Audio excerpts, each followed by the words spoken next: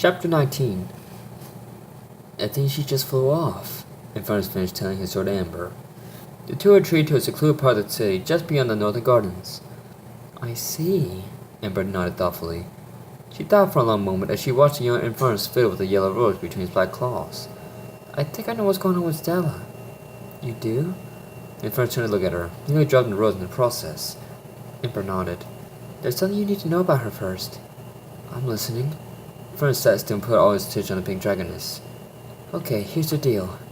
Amber cleared the door before continuing. A couple months ago, a group of wolves attacked the eastern dragon city. During the attack, they kidnapped most of the black dragon population, but Sam managed to save one in particular. At the time, we had no idea what the wolves wanted the black dragons. But I'll get to that later. Sam soon became friends with the dragon she saved, and they quickly formed a relationship together. As time went on, he almost became part of the group until he, Spyro and Cinder were captured. After rescuing Spyro and Leon started acting more aggressive towards everyone in the group. He even went as far as to attack Spyro and fight with Tremor until he was finally expelled from the group. Stella was crushed because she had really come to like Leon at the time and couldn't believe he had acted in such a way.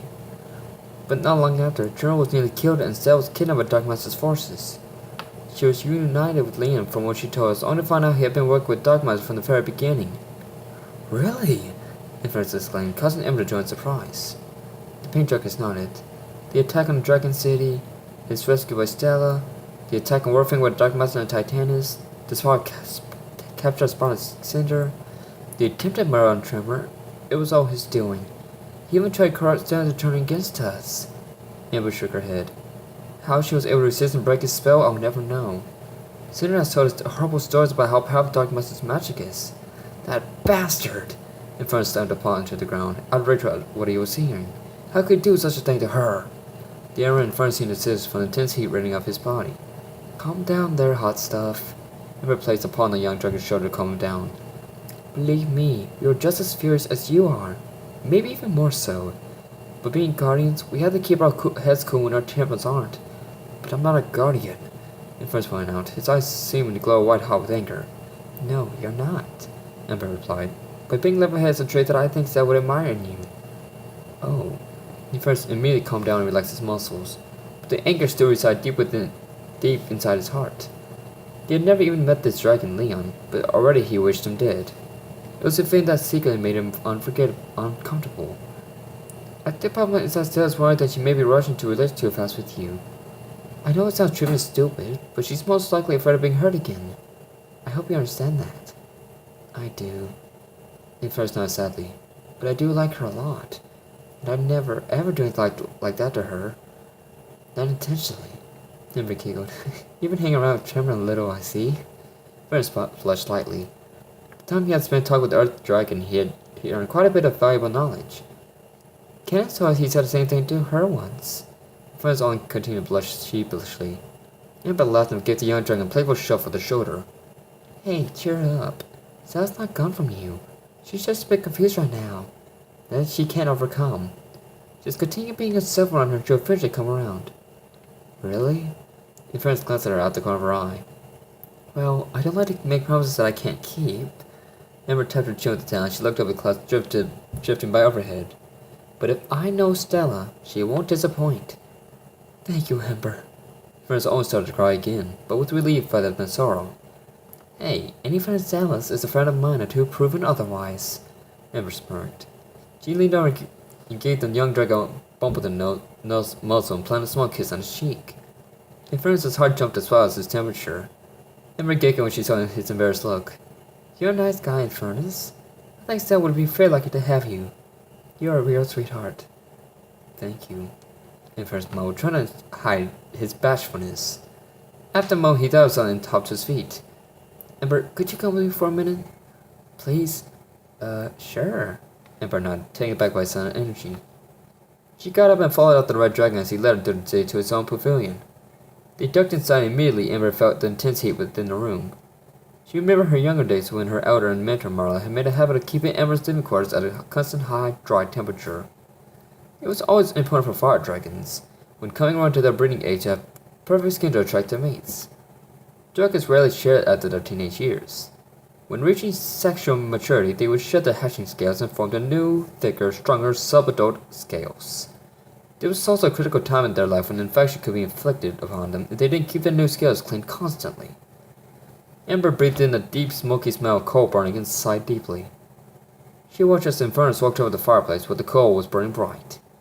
He gave the furnace a quick look before flicking his tongue out to test the temperature. With a deep breath, he breathed out a wave of intense fire at the furnace. As he did, Amber spotted a small pot inside the flames. When the furnace stopped to take a breath, Amber moved closer to peer into the flames. What is that in there? It's metal, Infernus replied, trying to restrain excitement. Metal? What for? Amber raised a curious pearl. Here, I'll show you. Infernus turned and lifted the mold between his paws and held out for Amber to see. I don't get it. Amber turned her head, clueless after studying the object for a minute. It's a mold. I'm making something for Stella. Oh, really? Amber nodded and nearly had to smack herself for such an obvious answer being thrown at her. May I ask what it is? Just a pair of trinkets she can wear, Infernus said proudly. That she would like them, they would look really good on her. Wow. Amber's eyes widened. She was genuinely impressed by the elaborate design of the mold. The pink dragon squinted closer and saw that there was a message inscribed into the mold. Her eyes widened and she looked at the young dragon. You're really serious about Stella, aren't you? Infernus only looked away and nodded silently. Do you think it will fit? She asked after a brief moment. It should, Infernus nodded. How? Did you measure her for this? In a way. Infernus scrunched his mouth up as he remembered how he had done it. I just asked her to hold her hand for a moment, and that was all I needed to measure out her forelimbs. You know that just by holding her hand? Amber's brows jumped in surprise. Wow, I should trade flame for you. What? Infernus golden swallowed hard, his cheeks burning against the hot air. I'm just kidding. But laughed and nearly fell over in hysterics. But I'm glad you're serious about what you want. I think Stella will come to admire that a lot by you, Infernus. I hope so. Infernus murmured as he stared down the metal he made. Even if she doesn't return the same feelings, she'll still be your best friend in the world, Infernus. Amber pulled him closer to her with a wing, gave him a comforting nuzzle. That's something to be thankful for in and of itself. Infernus was a bit hesitant at this statement, but a smile spread across his face nonetheless. Yeah, but for now I tend to go for her with everything I've got because I love her. Candace lay in the flowers crying till her eyes were dry. The news Tremor had given her hurt more than anything she had ever endured until that point. I hate you, Tremor, she sobbed. I really hate you. Hate who? A voice started the ice dragoness whose head snapped around.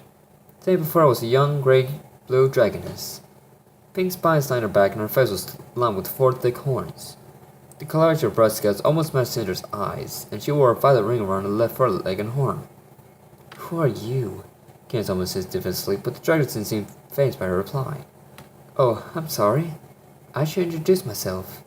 My name's Shard. What's yours? Candace rubbed her eyes and tried to get herself, and now was facing the new dragoness. I'm Candace. The other dragoness near choked again. It's nice to meet you, Candace. Shard smiled, but it quickly faded to sympathy. Although I wish we were under better circumstances. I'm sorry, Candace sniffled. I just had a huge trouble with someone I love deeply. I'm just... Hey now, calm down, Shard whispered, stepping close to the other dragoness. Or older dragoness. I'm just not that bad. Candace shook her head. Oh, you have no idea, she sobbed. Shard paused as Candace hung her head to stare at the ground. After a moment's thought, she turned towards the city. Come on, let's talk about it. She urged Candace to follow her. It's alright, Candace sighed. I'll be alright. I wasn't requesting, Shard said more seriously. Candace was surprised by the sternness in young dragoness's voice, but she was too emotionally drained to argue. She followed Shard back towards the city. As they walked, she explained what had gone on between her and Tremor. She didn't realize until they stopped walking that Shard had led her to the Elder's Temple. I'm sorry to hear that you're having a rough moment with your boyfriend, Shard sighed sadly. So does that mean you two are done with each other? I don't know. Candace turned to ruffle her wings. I just don't know anymore. I feel so empty and lost. I used to feel like that myself back when I had my first boyfriend. Shard nodded. I wondered how I would go on, let alone survive on my own. So what did you do? Candace asked. Shard seemed to blush and averted her gaze slightly. Well, I was told by a friend that just because one guy isn't right for me, doesn't mean I won't find the one I'm meant to be with until I start looking. And have you found the guy for you yet? Shard shook her head. Not yet, but I know I will someday. How can you be so sure? Candace inquired almost fearfully. We can go our entire lives without finding the one we're meant for. The world's just too big. I know. Sure enough, she stopped to look up at a mosaic. But I have faith. Faith that I'll be happy one day with a man that will treat me well. Candace stared at her for a long, tense moment. I envy you already. I wish I could have that kind of faith in Tremor. Why not? Charlotte asked, almost shocked at the guardian's words. Because Tremor hasn't sounded more serious in all the time I've known him. Candace sighed. She looked down at the marble floor. I thought I knew him better, but I guess I was wrong. Don't say that. Charlotte was going to keep the eye check in the top bunk with her hips. You two mate with each other. That has to mean something. Mating isn't something that's just not taken for granted. She looked back up at the mosaic and smiled to herself. In my opinion, mating is a way of bonding. It's like a pact between two dragons who love each other deeply enough to engage in such an activity. Charlotte looked back at Candace. Her cheeks slightly flushed. From what you've told me about you and your boyfriend's past together, you should know each other very well at this point. I won't lie, forgive me when I say that he does sound like he's stubborn as a rock. Candace gave an amused chuckle, which seemed to quell her feelings slightly. But just because he's stubborn doesn't mean he's not able to be swayed. What makes you so certain? Candace narrowed her eyes at the young dragoness. Charlotte laughed. Come on, Candace. We're girls. We can get guys to do just about anything for us. We just have to give them the right motivation. She gave Candace a slight wind, and a grin spread across the eye dragoness' features. Yeah, I suppose you're right. She nodded in agreement. I know I am. Charlotte giggled. Just have faith. If he truly loves you, then who really made an error come back? Candace nodded and looked over the mosaic of a young white dragoness with a gold breastplate and ring around her horn, much like Shard's. I really hope so.